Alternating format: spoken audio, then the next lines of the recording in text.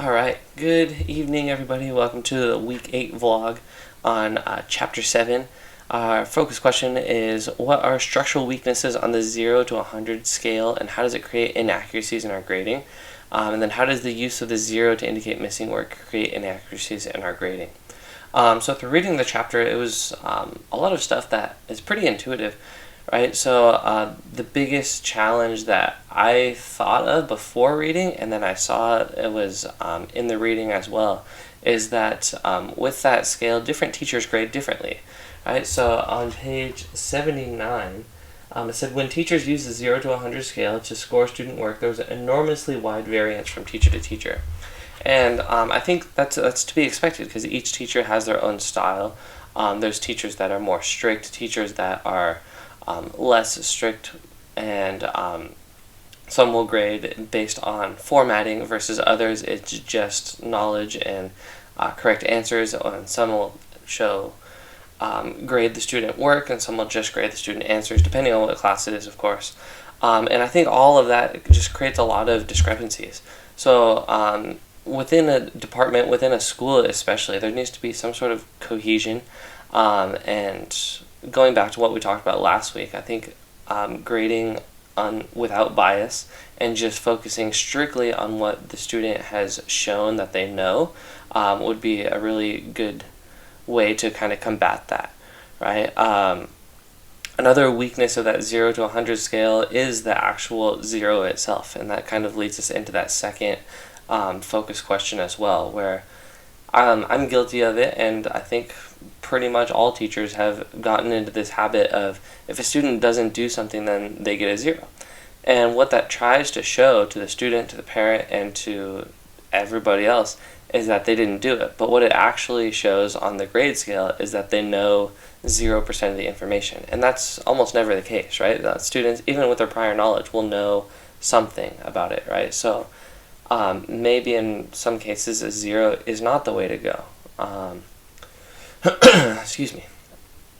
Looking into this chapter a little bit, I did find something regarding like the mathematics of it all that I thought was kind of interesting. It said that a 0 to 100 scale emphasizes failure over success and offers so many fine gradations that are not only unnecessary but make it susceptible to error and variance. And that last part I do agree with, that the 100-point grade scale is susceptible to error and variance just because it is such a wide scale.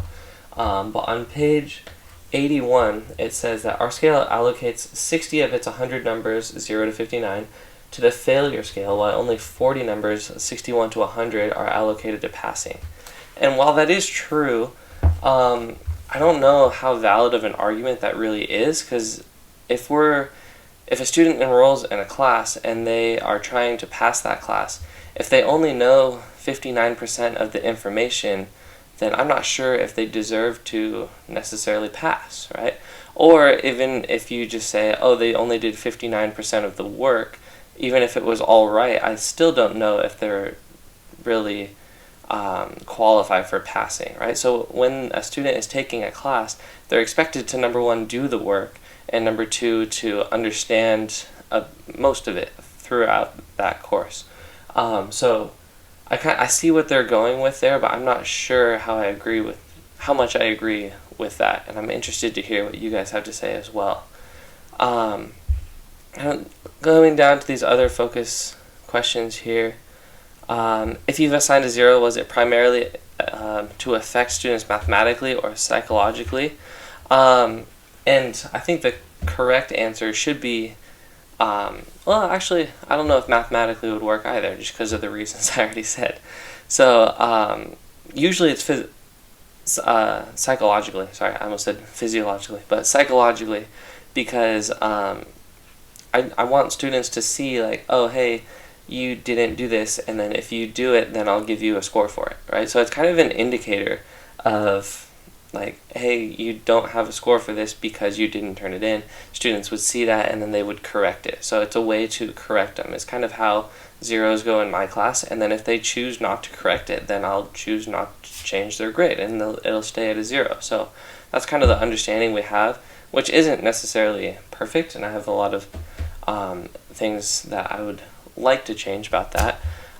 One of those is possibly moving to like a 0 to 4 scale, or that 1 to 5 scale. One of the things that, or let me start with this. During my student teaching, the master teacher that I was working with graded on a 0 to 4 scale, and I thought it worked great. It showed students content knowledge.